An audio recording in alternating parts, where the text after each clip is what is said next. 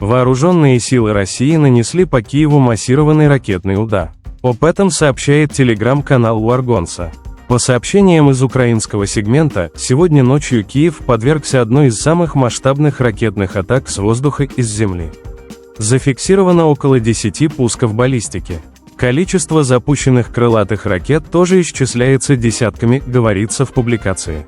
Уточняется, что перед ракетным ударом российские военные запускали в направлении украинской столицы около 40 беспилотных летательных аппаратов.